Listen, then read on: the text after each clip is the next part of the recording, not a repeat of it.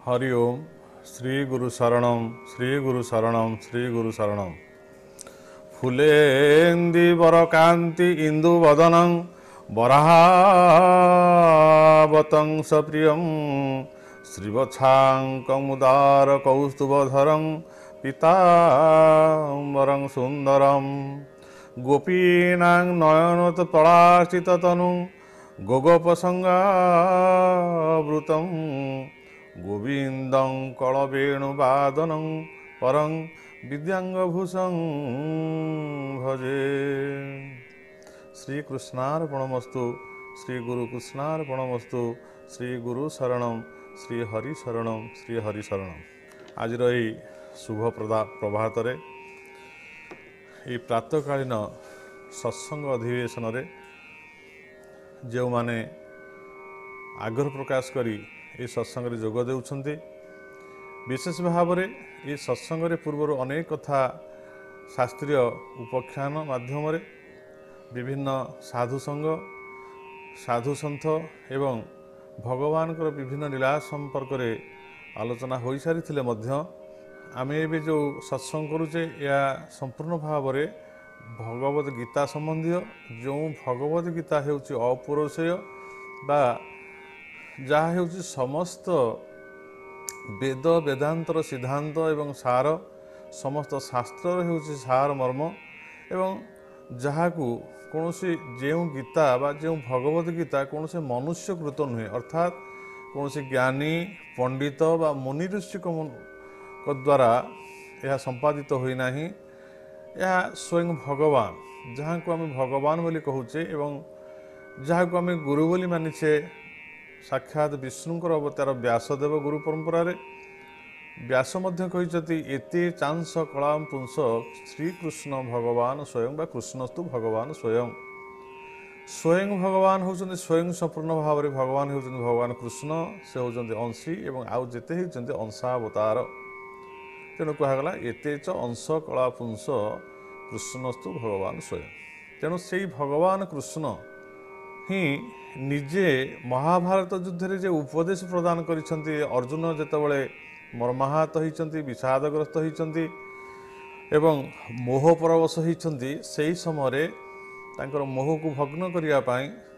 तांको मनरे थिबा कालीमा विषाद बा अज्ञानता को दूर करिया पाई भगवान जो उपदेश वाली प्रदान करिसंती ताहा हेउची भगवत गीता। तेणु भगवत गीता को भगवान स्वयं कहिथिबारु ताहा आम समस्त होउची उपादेय सेथिरे कोनसी विचार विमर्श करिवार नहीं कारण सेथिरे कोनसी भ्रम प्रमाद नहीं कारण साधारण मुनि ऋषि माने बा साधारण पंडित ज्ञानी जन माने जेते पांडित्य अधिकारी हेले मध्य मुनि ऋषि माने जेते सिद्ध महापुरुष हेले मध्य जेहेतु से माने मनुष्य स्तर बा जीव स्तर साधना को अतिक्रम करी सिद्धि लाभ करी से माने सिद्ध महापुरुष होइचंती बा भगवत प्राप्त होइचंती तथापि सेमानकर मध्य बेले बेले मतिभ्रम घटी था जेहेतु से माने शरीर धारण करिसंती जीवर शरीर बा मनुष्यर शरीर कौनसी कौनसी काल रे भ्रम रहिबार देखा जाइछि सेतिपई प्राय व्यासदेव तांकर संकलित करथिबा अनेक ग्रंथर शेष रे कहिसंती जे भीमस्यापि रणभंग मुनेरपि मतिभ्रम मुनि मानकर मतिभ्रम हवा स्वाभाविक कौनसी कारण रही पारे एवं सेमाने संपूर्ण भ्रम प्रमादर ऊर्ध्वरे नाहांती केवल भगवान स्वयं स्थान काल विचार करी वर्तमान कौ जुग चलती यही समय कौन आवश्यक रही एवं सी अंतर्यामी होइथिबारु समस्त को अंतरस्थ होइथिबारु सी जनक अंतर भितर थाई अनुभव करुछंती जे ये कोटा कहि पारुछि कोटा कहि पारुनी एवं तार अंतर भितर कौन दुख प्रमाद अछि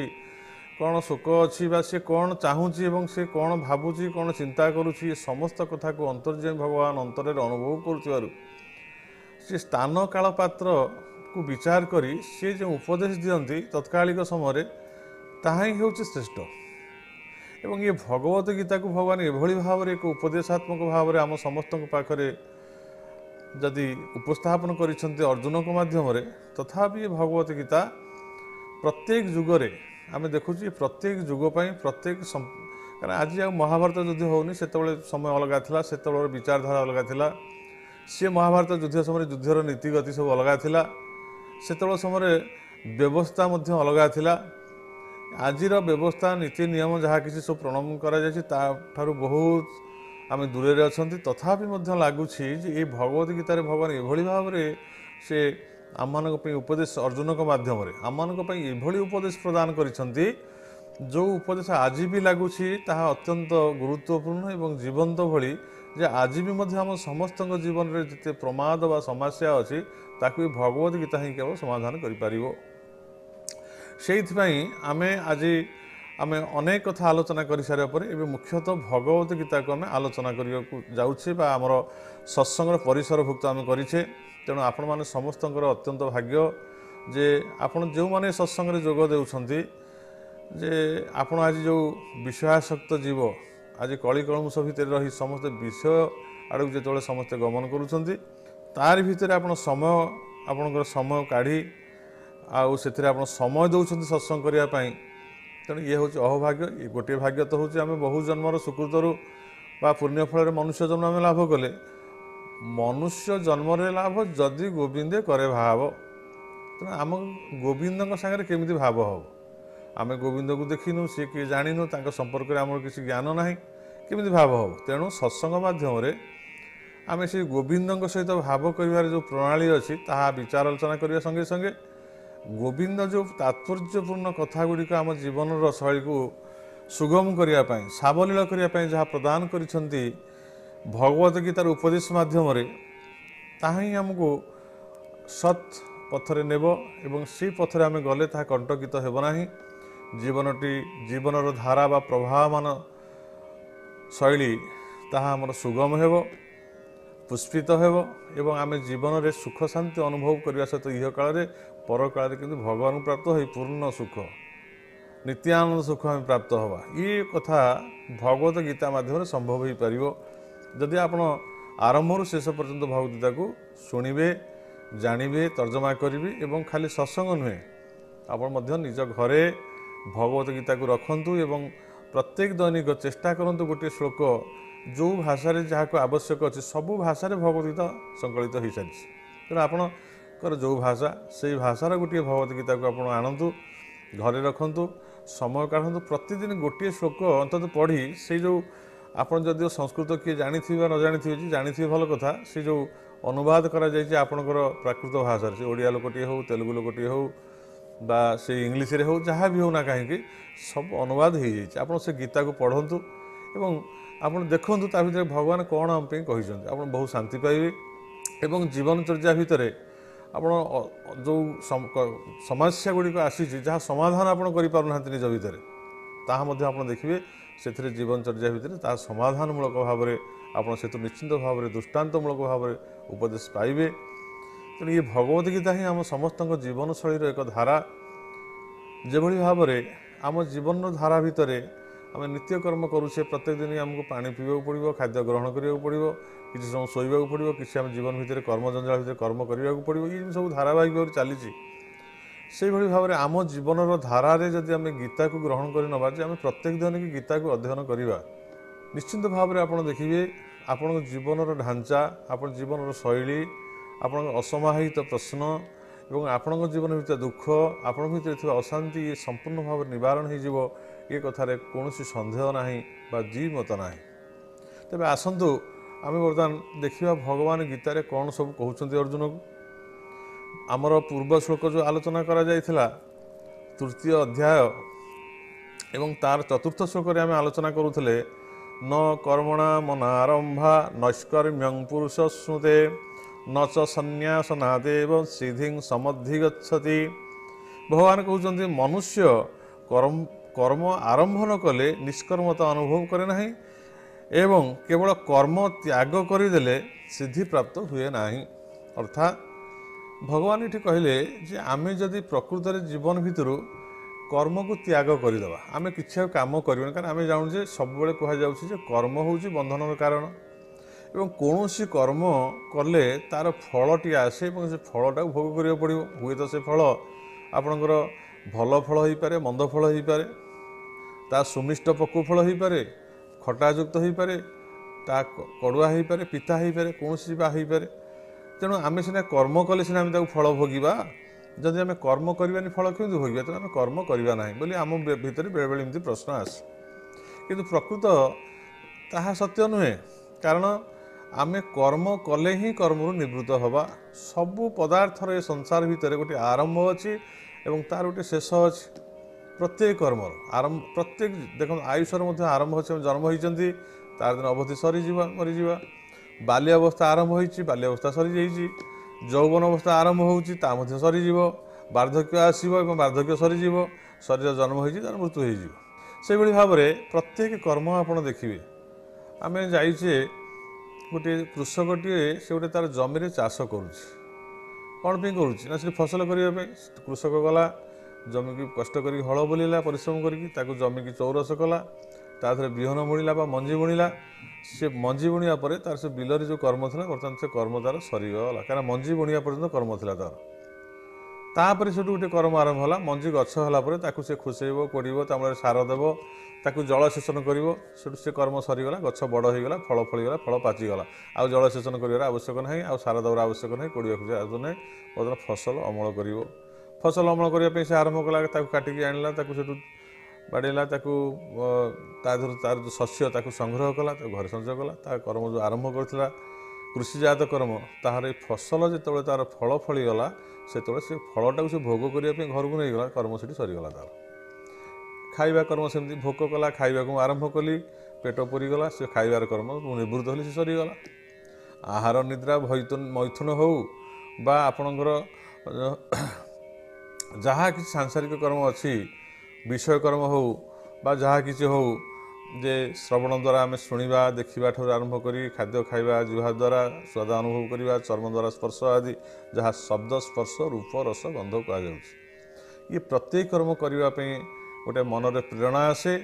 ଆମେ ତାକୁ ଭୋଗ ବା ଉପଭୋଗ କରିବା ପାଇଁ ସେ କର୍ମଟିଏ କରୁ, ବା ତାକୁ କୌଣସି ଅପ୍ରାପ୍ତି ବସ୍ତୁକୁ ପ୍ରାପ୍ତ ହେବା ପାଇଁ ଆମେ କର୍ମ କରୁ। ସେ ଜିନିଷ ପ୍ରାପ୍ତ ହେଲା ପରେ ସେ କର୍ମଟି ସରିଯାଏ। ଜୀବନ ଗୋଟିଏ, ଜୀବନର ଜନ୍ମଠାରୁ ଜୀବନଟି ଆରମ୍ଭ ହୁଏ ଏବଂ ଏ ଜୀବନର ସମାପ୍ତି ହୋଇଯାଏ ମୃତ୍ୟୁରେ। ଏ ସବୁର ସମାପ୍ତି ହୋଇଯାଏ, ଆରମ୍ଭ ସମାପ୍ତି ହୋଇଯାଏ। ସେହିଭଳି ଭାବରେ ଆମେ ଗୋଟିଏ ଖାଇବା କର୍ମ କରୁଛେ, ଖାଉଛି, ଭୋକ କରୁଛେ, ଖାଇବାକୁ ତ ପଡ଼ିବ ନା। ସେ ଗୋଟେ କର୍ମ। ଆମେ ରୋଷେଇ କଲେ, ତାକୁ ଆମେ ଭଲ ଭାବରେ ତାକୁ ପରିପକ୍ୱ ଭାବରେ କରିସାରିଲା ପରେ ତାକୁ ଆଣିଲେ, ତାକୁ ବସିକି ଆନନ୍ଦରେ ଭୁଞ୍ଜିଲେ।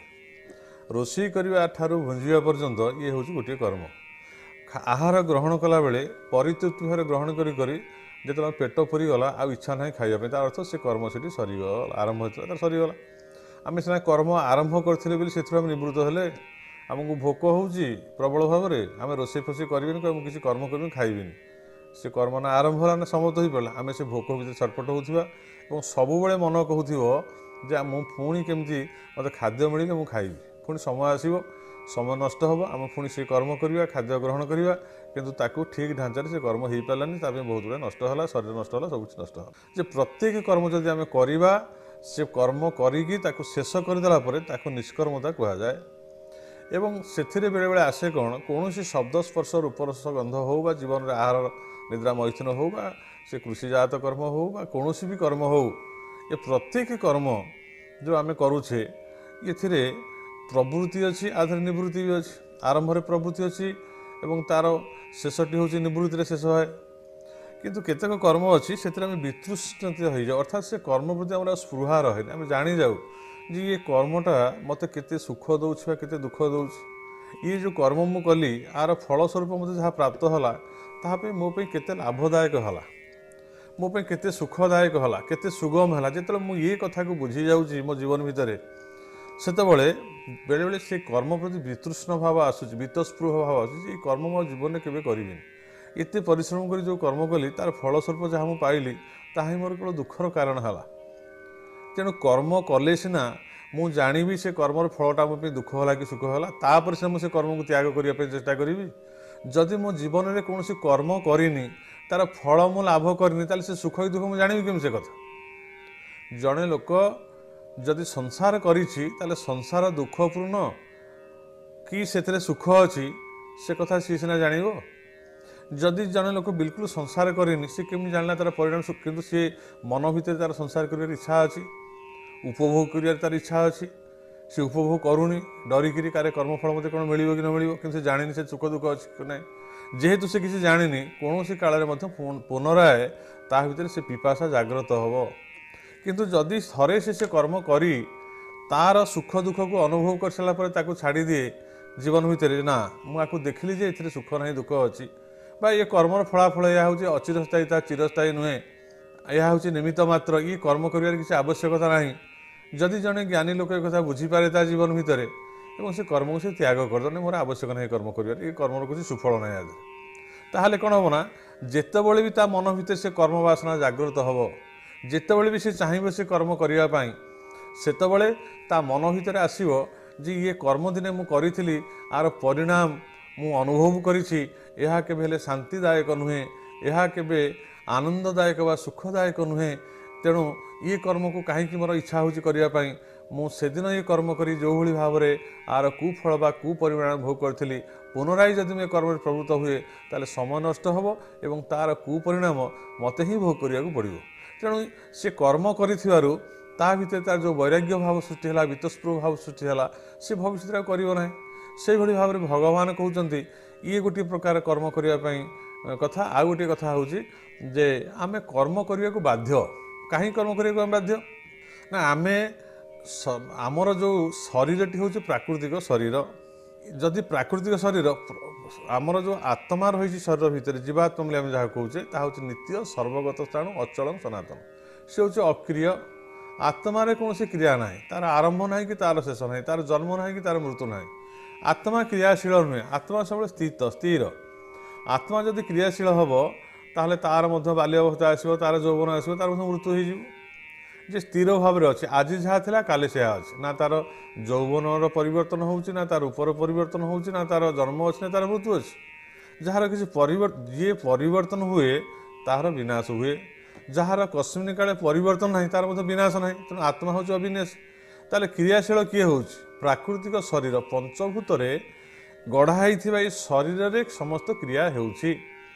ये शरीर प्रत्येक मुहूर्त बदली जाऊँ गोटे क्रिया आरंभ में छोट शिशुटीर भ्रूण रे हला सी भ्रूण अवस्था थिला बेले मातृगर्भ से क्रियाशील कि छोटिया अवस्था बढ़ला सी केते बड़ हो सारा पर तार गोटे समय आसला जो से फिर जन्म लाभ कला गोटे छोट शिशुटी जन्म होला जी कि छोटियाटी से चली पारुनी बोली पार धीरे धीरे तार वृद्धि प्राप्त हो अर्थात क्रियाशील हो शरीर तेना क्रिया करुच्ची छोटू बड़ हो ये गोटे क्रिया बढ़ी बढ़ी सब से तार गोटे आसला बाल्य अवस्था सब आसला तार यौवन अवस्था यौवन आस फिर वृद्धि प्राप्त हो तार फिर वृद्धि क्षय है से पुणी तारे आउ गोटे वार्धक्य आड़ को गति कला तापर तार मृत्यु है ताने जो जन्म रु मृत्यु पर्यंत ये केवल क्रिया होके गोटे गोटे क्रिया वृद्धि होने क्रिया होके जाऊँ बंद होनी स्थिर ना जब स्थिर था से बाल्य होगी रही जाता जदि बाल्य रही था तार वृद्ध हो न था तार मृत्यु हो न था स्थिर हो रही जाता अमर हो जाता तेणु तार वृद्धि होते से परिमाण तार क्षय होगा जाऊँ वृद्धि सहित तार क्षय हो जो क्रिया हो क्रियार अर्थ हूँ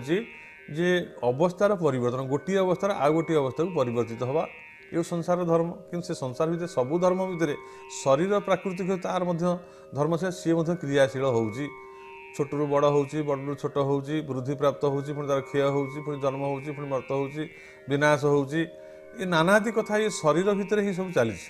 ये शरीर धर्म ये शरीर रे जदि आम चेष्टा करिया जे आम आउ काम करवानी बा कौन कर्म बंचा किंतु शरीर के स्थिर रह कारण ये त्रिगुणात्मक शरीर त्रिगुण रे बंधा होई गुण अनुसार शरीर विभिन्न क्रिया कर इच्छा प्रकाश होगा अंतर्निहित भाव एवं कर्मेन्द्रिय द्वारा कर्म आदि हवा ज्ञानेन्द्रिय द्वारा हवा ये समस्त कथा अंतकरण रे ताहा स्वाभाविक भाव में इच्छा शक्ति हवा ये प्रत्येक जिनिस आम भितर क्रियाशील होउछि ये जो क्रिया चली आम भितर या कि बंद रोकीपारे ना ये प्राकृतिक जड़ शरीर रे क्रिया होउछि तेणु ये जो क्रिया चली क्रिया सहित आमर कर्म जो आम करुचे नित्य नैमित्तिक काम्य आदि कर्म जीवन शैली भितर ये कर्म निश्चिंत भाव में हम न कले शरीर रहा निर्वाह हो पार ना आम सका उठा पड़ो मल त्याग कर्म करा पड़ो मूत्र त्याग करा पड़ो दंत धामन करा पड़ो दंत मार्जन करा पड़ो ये समस्त कर्म जो आम करवा ये समस्त कर्म हूँ गोटे कर्म ରୋଷେଇ କରିବା ଖାଇବା कृषि कर्म कले खाद्य आसबनी आम पाक खाईपर नहीं तेणु ये समस्त कलकारखाना न चले आम समस्त कथार आवश्यक रही आम जीवनर जो शैली बा ढांचापी ये जीवन बा ये शरीर को रक्षा करने अनेक कर्म सहित आम बांधा ही रही आम इच्छा नथिले अनेक कर्म आमको जीवन करने को पड़े तेणु से भगवान को मनुष्य कर्मारंभ न कले निष्कर्मता अनुभव करे ना केवल कर्म त्याग करदे ही सिद्धि प्राप्त हुए आम भाव कर्म त्याग सब करदे कर्म त्याग कले केमी सिद्धि हम आम कौ कर्मर फल आम किसी जाने इच्छा अच्छी आग्रह अच्छी अदम्य इच्छा अच्छी प्राकृतिक भाव में इच्छा सृष्टि हो मानसिक स्तर में इच्छा सृष्टि हो आम कर्म छाड़ी देचे किंतु भगवान कहते कर्म को छाड़ा अपेक्षा कर्म करवा आवश्यक किंतु कर्मर जो केते गुड़िए दिग अच्छी जहाँ निष्प्रयोजन जो कर्म कले आमर कौन आवश्यकता ना ता दुखर कारण हो आम से कर्म गुड़िक त्याग करी एवं जो कर्म भितर जो कामना बासना अदम्य रही प्राप्ति अप्राप्तिर से प्राप्ति अप्राप्ति को आम मन भितर न रखी कर्तव्य बोध दृष्टि जे मोर आवश्यक अच्छी कर्म करने मुझे कर्म केवल करुँची से मत मोर कौन परिणाम मुझे पाइबापी प्राप्ति अप्राप्ति करूनी ये कर्म निहाती कर आवश्यक रही ये भाव में जब आम निष्काम भितर कौन कामना बासना को चरितार्थ करने कर्म नक जदि आम करवा ताले निश्चिंत भाव में आमर कर्म सिद्धि हम एवं से जो कर्म सिद्धि हम से कर्म सिद्धि अर्थ हूँ आम कर्म करें कि से कर्म रे आमर कौन से बासना ना कामना ना कर्मजनित जो दुष्परिमाण कर्मर जो फल ताकू आम भोग करवा ना कारण से कर्म आम कौन माने मन में कौन बासना ना कौन कामना ना कर्म केवल आम कर्तव्य बोधरे आम करुचे आवश्यक रही आम करुचे तेणु से भगवान कहते कर्म कर कर्म करी जो कर्मटा खराब लगुच जहाँ परिणाम रे विष सी भली कर्म को तुम जीवन त्याग कर दियो एवं कर्म करी करी जितेबाला थकी पड़ुछ जो आउ से कर्म कर इच्छा ना स्वाभाविक भाव में तुम से कर्म त्याग हो किंतु कर्मर जो विष अंश अच्छी विषयासक्त हो जो कर्म कामना बासना चरितार्थ करार अच्छी ताकू त्याग करदे कर्तव्य बोधरे कर्तव्य कर्म भाव में ये शरीर निश्चित भाव स्वाभाविक भाव कर्म कर ये कर्म के छड़ा हो पार ना से कर्म भितर करू करू आम से कर्म भितर आमर निष्कर्मता आसो आम से सिद्धि लाभ करवा यह भगवान जो आमर तृतीय अध्यायर चतुर्थ श्लोकर कथा आम या पुंखानुपुंख आलोचना कले आप समस्ते आज ये कर्म विषय बुझी जाइए आम कौन करवा उचित न करवा उचित तेणु आम जो कथाटी बुझीपारी विशेष भाव में किसी ना आम समस्त जीवन भितर कर्मजंजाल भितर अच्छा साधु हूँ सन्थ हूँ बा साधारण गृहस्थ हूँ आम समस्त कर्म भितर अच्छा तेणु ये कर्म भितर आम रही आवश्यक रही किंतु से कर्म आम फल आशा न रखी निष्काम भाव में कर्तव्य कर्म बोधरे जब आम कर्म कर चलवा ताहम शुभदायक हो ताहमको फल प्राप्तिर कारण हम ना से सिद्धि मिल आज यही प्रसंगटी को आमर समय हो जाइथिबारु आमे आज एठारे विश्राम दबा आगामी काली यही प्रभात काल 7 घटिका समय पुनराय आमे ये भगवद गीता को आलोचना करवा सर्वे भवन्तु सुखिनः सर्वे सन्तु निरामया सर्वे भद्राणि पश्यन्तु माँ कश्चित् दुःखभाग् भवेत्। ओम शांति ओम शांति ओम शांति।